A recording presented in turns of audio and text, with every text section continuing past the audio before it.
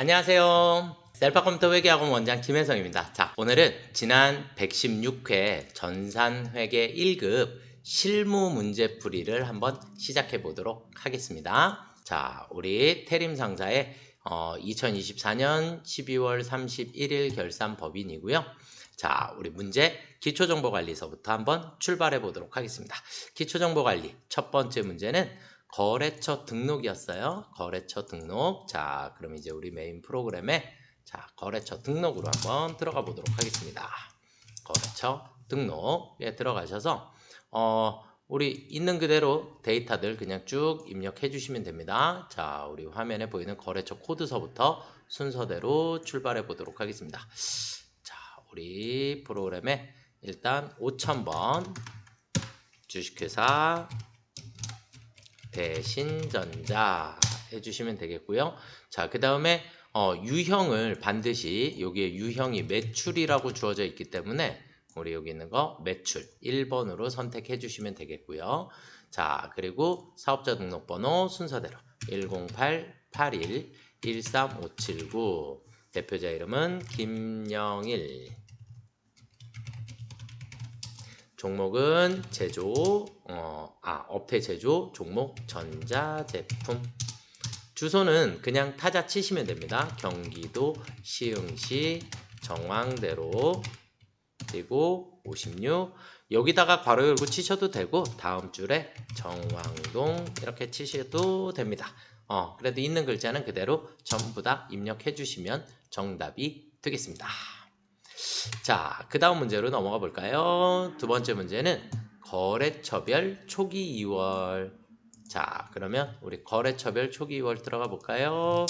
거래처별 초기 2월로 들어가셔서 외상매출금서부터 순서대로 외상매출금 동명상사 근데 600만원 되어 있네요.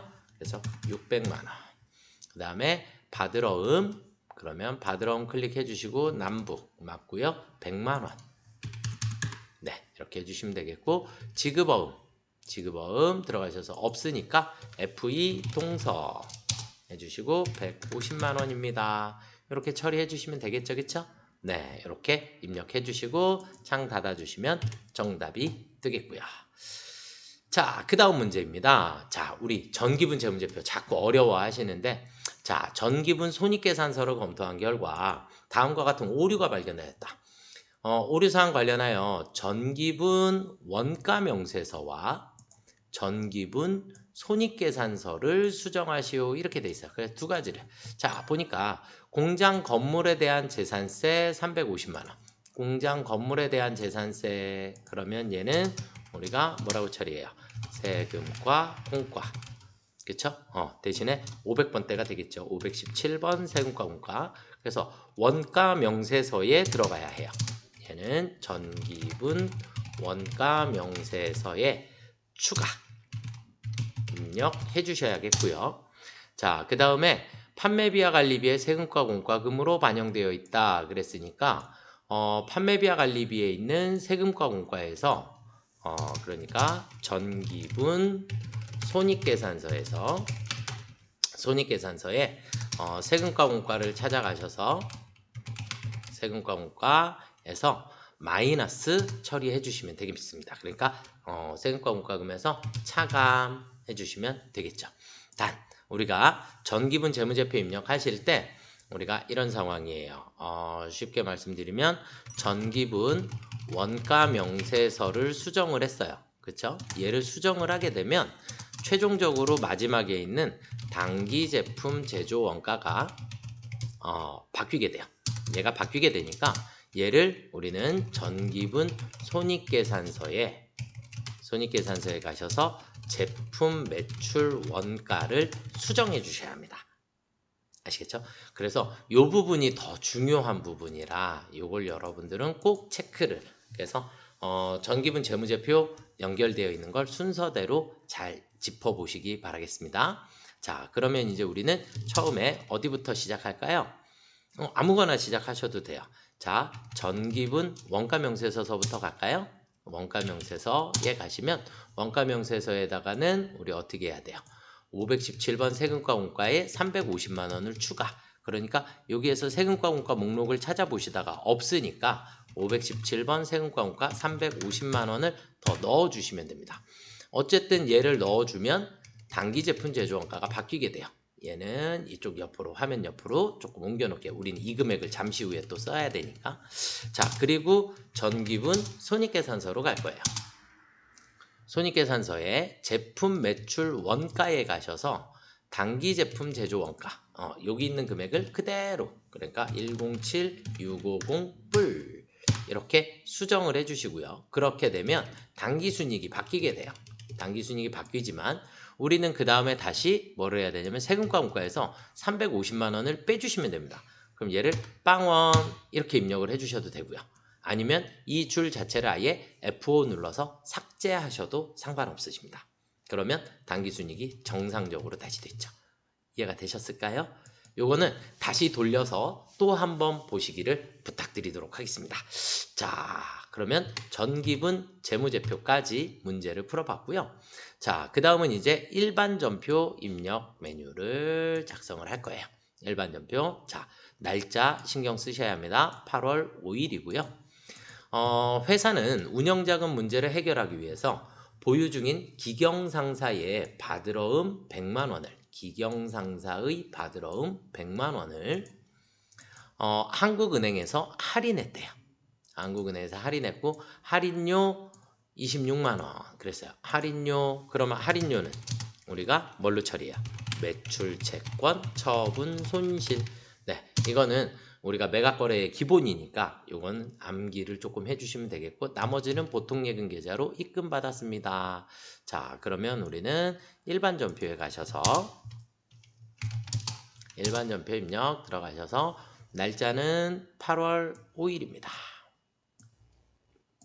08월 05일 날 우리는 어음을 할인했으니까 대변에 받으러음 기경상사 100만원 그리고 차변에 매출, 채권, 처분, 손실이 얼마가 생긴다? 26만원 그리고 차변의 나머지가 보통예금 통장으로 입금되면 되겠죠.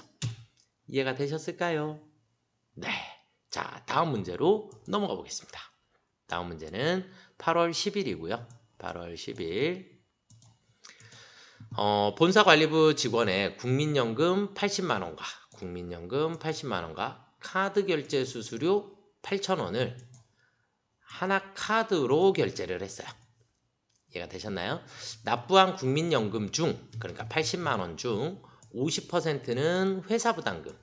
그럼 회사부담금은 회사는 직원을 위해서 돈을 쓰는 거니까 우리 뭐라고 처리해요? 아, 요 밑에 나와 있다. 회사부담금은 세금과 공과로 처리합니다. 세금과 공과로 처리해 주시면 되겠고 자, 그 다음에 나머지 50%는 원천징수한 금액이라 그랬어요. 그럼 원천징수한 것을 우리는 뭐라 해요? 예수금이라고 하는 거죠. 그렇죠? 그러니까 카드 결제는 80만 8천 원이 나갔고 그 중에 50%에 해당하는 40만 원 세금과 공과 그 다음에 50%는 예수금으로 처리를 해주시면 되겠죠. 자, 그럼 일반 전표에 가셔서 날짜는 8월 10일입니다.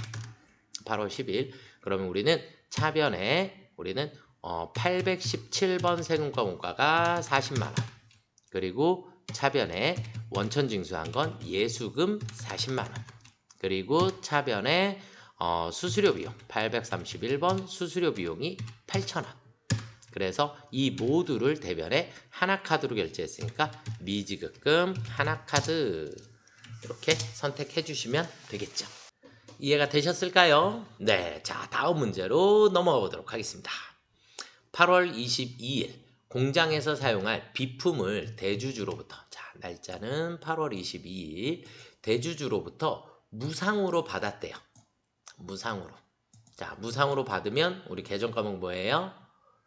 계정 과목 자산수증 이익입니다. 그래서 비품을 받았으니까 우리는 차변에 8월 22일 차변에 비품이 들어올 거예요. 비품 500만원.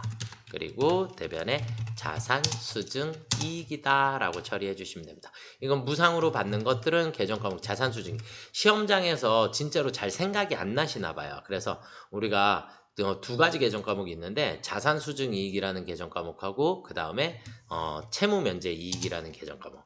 그래서 자산수증이익 그리고 채무면제이익 이렇게 두 개 계정 과목은 실제 시험장에서 잘 기억이 안 나니까 두 개의 계정 과목은 여러분들이 조금 암기해 주시면 좋을 것 같아요. 자, 그 다음은 9월 4일입니다. 9월 4일. 원재료 구입하기로 계약하고 여기까지는 거래가 아니죠. 계약금 100만 원을 보통 예금 계좌에서 이체 지급하였습니다. 그러면 우리는 9월 4일 월이 바뀌었으니까 09월 04일 날 우리 대변에 보통 예금이 100만 원이 나갔죠. 계약금 지급했으니까 차변에 뭐라고 해요? 성급금 경기 이렇게 처리해 주시면 되겠네요. 그렇죠? 네. 자, 그 다음은 10월 28일 날짜 월이 또 바뀌었어요. 10월 28일 영업부에서 사용할 소모품을 현금으로 구입하고 간이 영수증 수취하였다. 그런데 비용으로 처리할 것 이렇게 돼 있어요. 그러니까 우리는 비용으로 처리하라 그랬으니까 뭐라고 해야 돼요? 소모품 비 이해되셨나요? 공급 대가의 총액은 7만 원입니다. 이렇게 주어져 있고 이해가 되셨죠? 자, 그러면 일반 전표에 10월 28일 그러면 대변에 일단 현금 7만 원 나갔나요? 그렇죠? 그리고 차변에 830 소모품비로 처리해 주시면 되겠죠. 그렇죠? 코드 번호를 제가 자꾸 습관적으로 코드 번호를 자꾸 입력을 하고 여러분들도 자꾸 반복적으로 사용되는 계정 과목들의 코드 번호들은 조금 암기하시는 것을 추천드립니다. 네. 자, 그 다음은 12월 1일로 또 월이 바뀌었습니다. 단기 시세 차익 목적이라 그랬어요. 단기 시세 차익 목적으로 우리는 시장성 있는 주식을 100주, 주당 25,000원의 주식을 취득하였습니다. 단기 매매 증권이 되겠죠. 그쵸? 네. 단기 매매 증권으로 처리해 주시면 되겠고 100주 25,000원이니까 250만원일까요? 그렇죠? 250만원. 취득 시 수수료 5만원. 그럼 우리가 취득 시 단기 매매 증권 취득 시 수수료는 반드시 암기하셔야 합니다. 몇 번대? 900번대 수수료 비용. 수수료 비용으로 처리해 주시면 되겠고 대금은 모두 보통 예금 계좌에서 이체 지급하였습니다.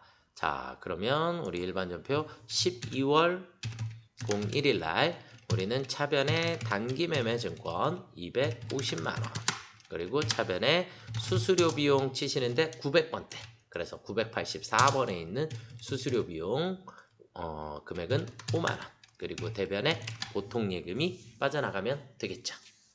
아시겠죠? 네. 자, 그 다음으로 넘어가 보도록 하겠습니다. 자, 이제 메인 매출 전표를 입력하시오 그랬어요. 자, 날짜는 7월 5일입니다. 7월 5일 날 제품을 판매하고 제1상사에 제품을 판매했어요. 제1상사 왜냐면 거래처 일단 우리 다 체크해야 되니까 카드로 결제를 받았습니다. 카드로 결제를 받았습니다. 금액은 총 88만 원이 되겠고요. 88만 원. 그 다음에 부가세가 있는지 여부. 카드 거래는 부가세 있는지 여부를 반드시 확인을 해주셔야 됩니다. 부가세가 있으니까 카드 과세 매출이 되겠죠. 그렇죠?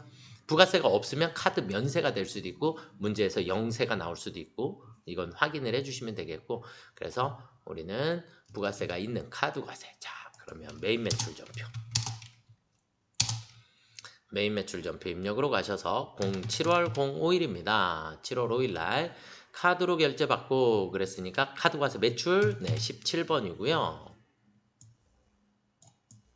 17번이고 품목은 제품 금액은 공급가액은 88만 원을 넣어 주시면 알아서 나누어지겠죠.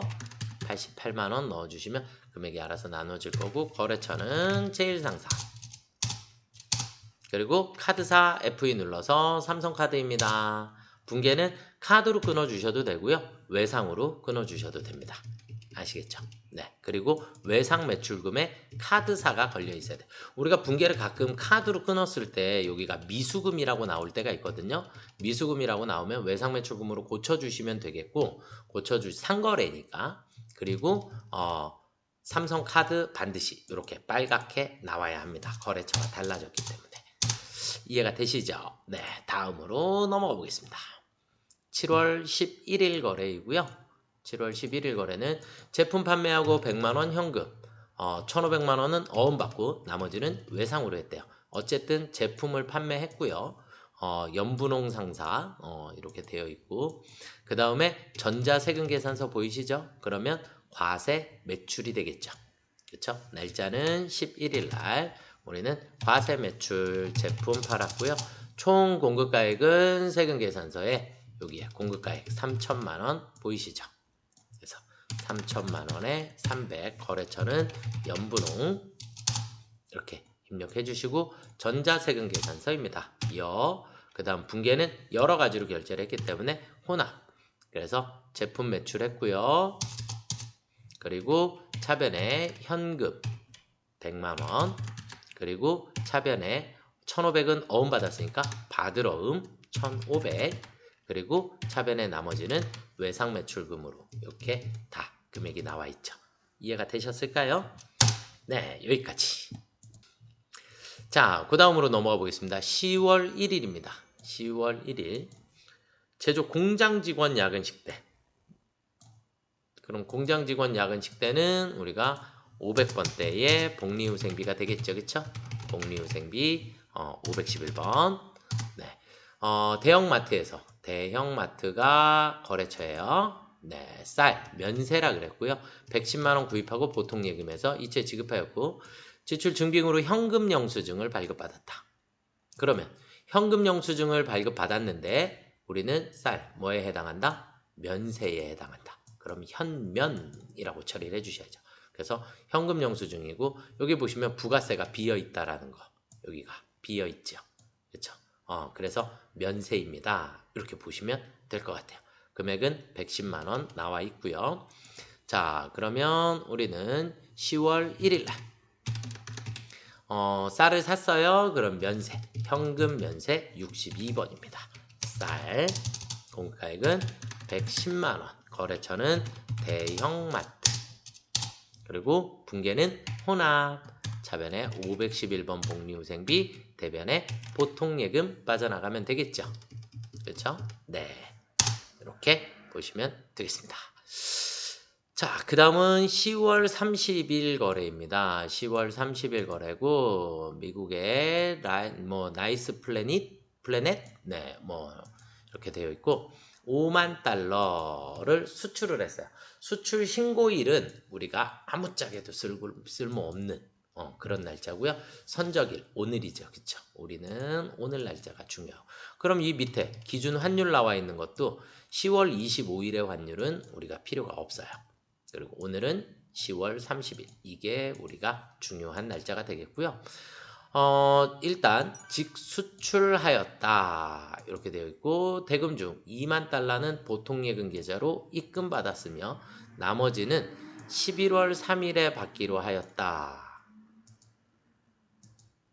그런데 11월 3일은 지금 오늘 거래를 했으니까 우리는 오늘 전표를 끊어야 되는데, 오늘 11월 3일의 환율을 알 수 있어요, 없어요? 없어요. 얘는 미래예요, 미래. 이해가 되셨죠? 결국 이날의 환율은 10월 30일 날 알 수가 없더라. 그러니까 이 환율도 아무 의미 없더라. 알 수 없는 환율이니까. 그러면 우리는 전체 5만 달러의 수출을 했고요. 선적일 기준 환율이 1,400원. 그러면 7천만 원이 되겠죠. 그런데 그 중에서 우리는 2만 달러에 대해서는 우리가 1,400원씩 오늘 수령을 했죠. 그쵸? 그러면 얼마야? 2,800만 원만큼은 오늘 보통예금으로, 얘는 보통예금으로 수령을 했습니다. 나머지는 외상. 이해가 되셨죠? 네, 그러면 이제 우리 프로그램에 10월 30일 날 직수출했으니까 16번 제품이고요. 총 공급가액은 7천만 원입니다. 거래처는 N 하나만 쓰시면 됩니다. 이렇게 나이스 플래닛. 그 다음에 영세율 구분 반드시. 직수출은 무조건 몇 번이요? 1번. 우리가 영세 매출은 3번, 영세 매출은 3번. 여기는 유형이 수출이면 1번, 영세이면 3번 써주시면 됩니다. 자, 그 다음 분계는 여러 가지로 결제했으니까 혼합. 그리고 차변에 가서 아까 보통예금 얼마 계산했죠? 2,800. 그리고 차변에 나머지는 외상 매출금으로 처리해 주시면 되겠죠? 그렇죠? 네, 이렇게 확인해 주시면 정답이 되겠습니다. 이해가 되셨을까요? 네. 자, 그 다음으로 넘어가 보도록 하겠습니다.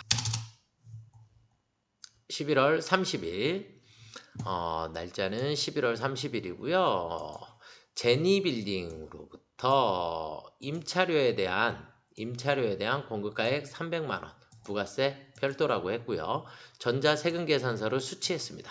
그럼 임차료, 매입세 공제 받아야 되니까 대금은 다음 달에 지급하기로 한다. 미지급금으로 처리하라고 친절하게 나와 있네요. 그쵸?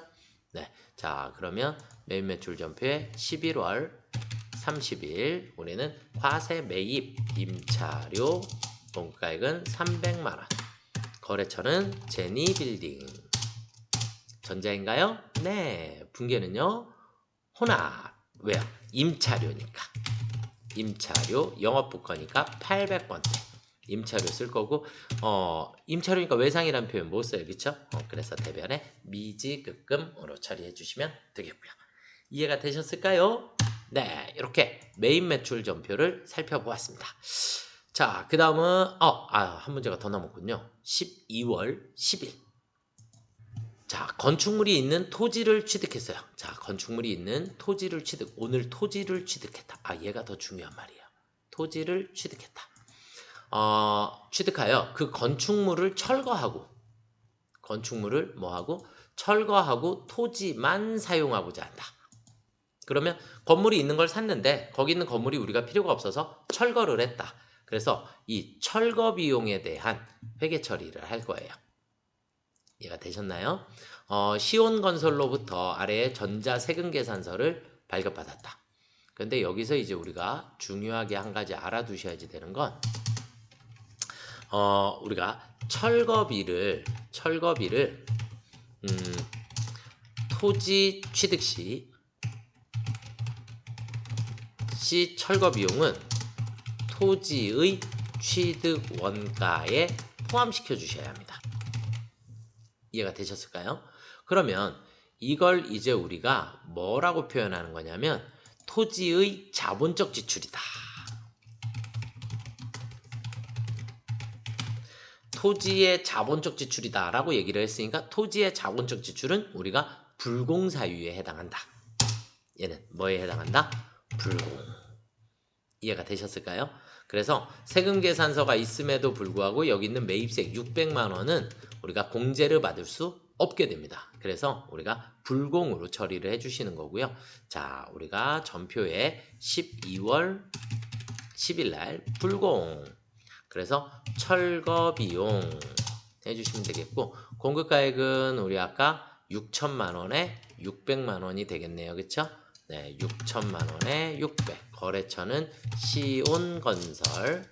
그리고 전자세금 계산서고요. 불공제 사유 여기에서 F2 눌러보시면 이렇게 토지의 자본적 지출 관련해서 6번을 선택을 해주시면 되겠고, 대금은 선유자동차로부터 받은 제품 판매 대금으로 받아 보관 중인 약속어음으로 전액 지급했대요. 분계 무조건 혼합. 여기에서 일단 또 중요한 거 한 가지 잠시 후에. 자, 대금은 선유자동차로부터 받은 약속어음으로 지급하였다. 이렇게 되어 있어요. 그러면 선유자동차로부터 제품 판매 대금으로 받아 보관 중인 약속어음. 이 약속어음은 무슨 어음이더라? 받으러음입니다. 받으러음. 내 받으러음을 배서양도 해줬다. 그러니까 불공 하나도 어려웠는데 또 불공하고 별도로 받으러음을 배서양도 하였습니다. 그래서 매입 매출 전표, 우리가 일반 전표에서도 마찬가지고 받으러움을 배서양도 하게 되면 거래처가 달라지게 돼요. 거래처 체크를 반드시 해주셔야지 됩니다. 그래서 선유자동차, 이 문제가 조금 회계 1급에선 어려웠다라고 보여지네요. 자, 그러면 일단 분계는 혼합으로, 차변은 토지예요. 토지의 자본적 지출이니까. 그리고 대변에 가서 대금 전체를 6,600만 원을 어음을 배서양도했기 때문에 대변에 받으러움이 나가게 돼요. 그런데 시온건설이 아니라 이 받으러움은 누구 거예요? 선유자동차. 이렇게 해서 선유자동차 선택해 주시면 정답이 되겠고요. 이해가 되셨을까요? 네. 그래서 요 6번 문제가 조금 많이 어려웠을 것 같네요. 다시 한번 꼭 확인해 주시고, 우리가 철거비에 대한 거, 토지에 취득할 때 철거비는 취득원가에 포함된다라는 거 알아두시면 좋을 것 같아요. 자, 그 다음은 오류가 발견되었습니다. 그래서 오류를 수정할 거예요. 자, 날짜는 9월 1일이고요. 9월 1일 가덕주유소에서 주유 후 대금은 당일에 현금으로 결제하였으며 현금 영수증을 수취한 것으로 일반 전표에 입력하였다. 그러나 해당 주유 차량은 제조 공장의 운반용 트럭이래요. 그러면 매입세 공제 대상이에요. 현금 영수증을 수취했기 때문에. 현금 영수증을 수취했으니까 매입세 공제 대상인데도 불구하고 우리는 얘를 일반 전표에다가 매입세 공제 못 받는 줄 알고 일반 전표에다 쓴 거예요. 이해가 되셨을까요? 그러면 우리는 다시 얘를 매입 매출 전표로 옮길 거예요. 그런데 자, 일반 전표에 먼저 9월 1일로 가볼게요. 9월 1일 날. 그러면 차량 유지비 가득주유소 11만 원 거래인 거죠. 이게 현금 영수증 거래예요. 원래 얘는 삭제해야 되는데 매입 매출 전표를 먼저 풀고 난 다음에 삭제하세요. 왜냐면 지웠다가 나중에 금액이 생각이 안 난다든지 이렇게 되면 여러분들이 또 문제가 생기니까. 그래서 매입 매출 전표에 9월 1일 날, 09월 1일 날 우리는 현금과세 매입입니다. 61번. 트럭 주유비 품목은 상관없으니까 금액은 11만 원이라고 쓰면 알아서 나누어지겠죠. 거래처는 가득주유소, 그리고 분계는 현금. 대신에 공장 제조 운반용 트럭에다 쓴 거니까 차량 유지비를 500번대 차량 유지비를 써주시면 되겠고요. 이해가 되셨을까요? 네, 이렇게 전표 처리를 끝내놓고 반드시 일반 전표에 가셔서 이 출금 전표 끊어져 있는 거, 얘를 F5, 체크는 안 하셔도 돼요. 한 라인이니까 그냥 F5 눌러서 현재 라인을 삭제하시겠습니까? 예, 해서 전표를 삭제해 주셔야지 정답입니다. 아시겠죠? 안 그러면 전표가 2개가 되기 때문에. 그래서 옮겨 적고 그 다음에 삭제하시는 방법을 추천드릴게요. 자, 그 다음은요 11월 12일입니다. 11월 12일 날 경영관리부서 직원들 대상으로 확정기여형 퇴직연금에 가입하고 보통예금 계좌에서 이체하였으나 회계 담당자는 확정급여형으로 가입한 것으로 알고 회계 처리했대요. 일반 전표에 있을 것 같네요. 일반 전표에 11월 12일 날. 그러면 퇴직연금 운용자산이라고 되어 있죠. 퇴직연금 운용자산이 아니라 확정기여형은 퇴직급여. 경영관리부니까 806번 퇴직급여로 처리해 주시면 되겠죠. 그래서 지난번 시험서부터 이 확정기여형, 확정급여형이 조금 자주 나오는 걸로 이게 자주 나오는데, 문제가 뭐냐면 우리가 확정기여형, DC형이라고 하고 얘를 우리는 퇴직급여로 처리하게 되고, 그 다음에 확정급여형, 얘를 우리는 DB형이다 라고 얘기를 하고, 우린 얘를 퇴직연금 운용자산이라고 처리를 하게 돼요. 그래서 전에는 확정기여, 확정급여 이런 표현이 계속 나왔었는데 지난번 시험에 얘가 아예 안 나온 적이 있어요. 그냥 DC형, DB형 이렇게만도 나오니까 이 용어는 여러분들이 조금 숙지를 하고 계시면 좋을 것 같습니다. 자, 그 다음 결산 문제로 한번 넘어가도록 하겠습니다. 결산은 무조건 우리 일반 전표 몇 월 며칠에다가 12월 31일에다가 처리해 주시면 됩니다. 7월 1일에 가입한 이런 식으로 앞에 날짜가 주어져서 7월 1일 날에 전표 입력하신 분들이 계신데 7월 1일이 아니라 오늘은 결산이에요. 12월 31일. 그래서 하나은행 정기예금에 대한 기간 경과분 이자를 계상하였다. 이렇게 문제가 나오면 일단 우리는 정기예금 누구 돈이에요? 내 돈이죠. 내 돈이니까 이자를 줘야 돼요? 받아야 돼요? 이자를 받아야 되니까 이자 수익이라고 하는 게 생길 거다. 그럼 이자 수익을 계산해 봅시다. 1,000만 원에 우리는 곱하기 이자율이 4.5%. 그럼 4.5%를 계산을 하게 되면 45만 원이 나오겠죠. 그런데 중요한 거 이거는 1년분이에요. 1년분. 그런데 우리는 7월 1일에 가입했다 그랬죠. 그럼 7, 8, 9, 10, 11, 12 6개월분만 받아야 돼요. 그럼 절반이네. 그쵸? 그러면 우리가 나누기 2 하셔도 되겠지만 그냥 일반적으로 곱하기 6 나누기 12 12달 중에 6달이다. 이렇게 보시면 돼요. 그러면 22만 5천 원이 나오겠네요. 우린 얘를 미수 수익입니다. 라고 처리를 하는 거죠. 그래서 이건 처리 방법을 여러분들이 잘 숙지하고 계시면 좋을 것 같아요. 자, 그러면 일반 전표에 12월 31일 날짜로 우리는 차변의 미수 수익. 미수 수익은 절대 변이 안 바뀌어요. 그리고 대변의 이자 수익으로 처리해 주시면 정답이 되겠죠. 자, 그 다음은 경남은행으로부터 차입한 장기 차입금 중 2025년 11월 30일에 상환기일이 도래했다. 오늘은 2024년 12월 31일이에요. 그렇기 때문에 이 장기 차입금 내년에 갚아야 되는 거죠. 더 이상 장기 차입금이 아니다. 유동성 대체합니다. 차변의 장기 차입금. 중요한 거 경남은행. 경남은행의 장기 차입금 5천만 원이 대변의 유동성 장기 부채, 얘도 마찬가지 경남은행 거래처 반드시 걸어주셔야 합니다. 그래서 장기 차입금 문제도 솔직히 많이 문제가 출제가 되고 있고요. 이걸 이제 우리가 유동성 대체다라고 얘기를 하고 유동성 대체. 그래서 우리 개정 과목은 그냥 분계를 아예 무조건 외우세요. 장기 차입금 거래처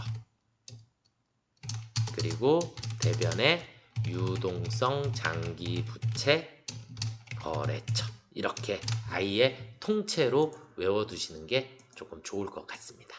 아시겠죠? 자, 그 다음은 부가세를 정리한다 그랬어요. 부가세를 정리한다 그랬는데 부가세는 여러분들 무조건이에요. 이건 그냥 분계가 정해져 있어요. 그래서 차변에 무조건 부가세 예수금 그리고 대변에 부가세 대급금 이렇게 처리해 주셔야 되고 그 다음에 우리는 가산세를 내는 경우도 있거든요. 그래서 차변에 세금과 공과가 올 수 있어요. 문제상에서 뭐가 주어졌을 때 가산세가 주어졌을 때 그리고 대변에 잡이익이 올 수 있어요. 이거는 전자신고했을 때 전자신고했을 때 자 그리고 돈이 모자라면 우리는 차변에 미수금 미수금을 쓸 때는 환급세액이 생기게 된 거고요. 금액이 양수로 나오게 되면 는 미지급 세금이다 라고 처리를 해요. 이건 이제 납부세액이 발생을 했을 때 이렇게가 됩니다. 그래서 부가세의 정리분계는 무조건 이렇게가 고정이니까 여러분들이 반드시 암기를 조금 해주시면 좋을 것 같아요. 아시겠죠? 그래서 이건 그냥 아예 틀입니다. 세무 2급에 가면 이렇게 가산세랑 전자신고도 계속 같이 따라다녀요.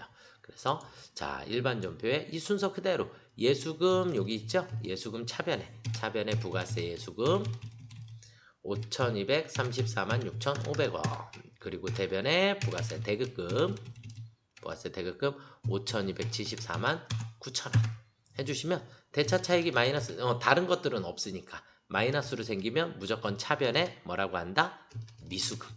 무조건 차변에 미수금 처리해 주시면 정답이 되겠습니다. 아시겠죠? 네, 여기까지 우리가 결산 문제를 풀어봤고요. 자, 그 다음에 이제 조회 문제를 한번 보도록 하겠습니다. 조회 문제는 3월 말 현재 외상매출금 잔액이 가장 큰 거래처 명과 금액. 그러면 거래처 명과 금액 나오면 무조건 어디로 가면 돼요?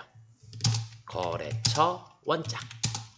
거래처 원장으로 가셔서 3월 말이니까 그냥 03 엔터 외상매출금 108번 엔터 치시면 되겠고요. 잔액이 가장 큰 그랬으니까 여기 위에 있는 글자 잔액을 클릭할 때마다 정렬이 돼요. 클릭. 그럼 제일 꼭대기로 5천만 원이 왔죠. 양주기업 5천만 원. 그래서 정답은 양주기업 5천만 원이 정답이 되겠습니다. 이해되시죠? 자, 그 다음에 24년 중 실제로 배당금을 수령한 달은 몇 월인가? 이렇게 물어봤어요. 그럼 배당금은 우리 개정 과목으로는 뭐라고 되어 있을까요? 배당금을 받았으니까 배당금 수익이라고 되어 있습니다. 아시겠죠? 개정 과목 이름이 배당금 수익이에요. 아시겠죠? 그럼 얘는 아무데나 들어가셔도 돼요. 24년 중 그랬으니까 합계잔액 시산표로 가볼까요? 합계잔액 시산표에 엔터 치시면 12월 달로 나오게 돼요. 그러면 여기서 배당금 수익이라는 걸 찾아볼게요. 밑으로 쭉 내려가시다 보면 우리 이렇게 배당금 수익이라는 게 나와요. 그쵸? 나오면 얘를 따당 해주시면 됩니다. 그렇게 해서 봤더니 4월 25일입니다. 아, 그럼 정답은 4월이 답이 되겠네요. 네, 지금은 제가 합계잔액시산표에서 들어갔지만 이건 원래 계정별 원장을 조회를 하신 거예요. 그래서 계정별 원장에서 조회를 하셔도 되고요. 계정별 원장 들어가셔서 1월 1일서부터 12월 31일까지 우리는 FE 배당금 수익, 그럼 903번이니까 903 한 번 더 치시면 이렇게 나와요. 아시겠죠? 자, 총계정 원장에 가셔서도, 총계정 원장에 들어가셔서도 그냥 엔터 치시고 903 치시게 되면 배당금 수익이 이렇게 4월 달에 생긴 걸 확인하실 수 있겠죠. 이해가 되시죠? 어디에서 찾으셔도 상관없으시니까 이렇게 확인을 해주시면 되겠습니다. 자, 그 다음은 부가세 확정신고서의 매출액 중 세금계산서 발급분 공급가액. 자, 매출액 중 세금계산서 발급분 공급가액의 합계액은 얼마인가 이렇게 물어봤어요. 그러면 어디로 가볼까요? 우리 부가가치세 신고서. 부가가치세 신고서에 날짜는 4월부터 6월이에요. 04월부터 06월. 그러면 세금계산서는 여기도 있고 여기도 있어요. 아, 여기에 세금계산서. 영세의 세금계산서도 있고 과세의 세금계산서도 있어요. 그래서 2억 9,539만 5천 원. 정답은 2억 9,539만 5천 원이 정답이 되겠어요. 그래서 부가세 신고서에서 세금계산서는 과세도 있고 영세도 있다. 그래서 여기를 조회를 안 하고 세금계산서 합계표라는 곳으로 가시면 세금계산서 합계표, 그래서 여기에 들어가셔서 4월부터 6월, 04월에서 06월. 그러면 매출의 세금계산서 공급가액. 그러면 여기에 토탈 금액이 나와요. 이해가 되셨나요? 여기 영세까지도 모두 다 포함하기 때문에 2억 9,539만 5천 원 이렇게 확인이 가능하세요. 이해가 좀 되셨을까요? 네, 여기까지 우리 지난 116회 실무 전산회계 1급 실무 문제를 한번 풀어봤고요. 문제에 조금 까다로운 것들이 몇 개가 있었어요. 그래서 여러분들이 이런 것들은 잘 숙지를 해주시고, 그 다음에 지금 조금 어렵다라고 생각되는 것들이 세무 2급에 올라가면 기본적으로 다 알고 계셔야지 되는 문제들이니까 어렵다고 이 문제 하나 포기할까 이러지 마시고 복습을 꼭 반드시 부탁드리도록 하겠습니다. 아시겠죠? 네, 오늘은 여기까지 마쳐드리도록 하겠습니다. 다음 시험에 좋은 결과 있기를 기원하겠습니다. 수고들 많이 하셨습니다.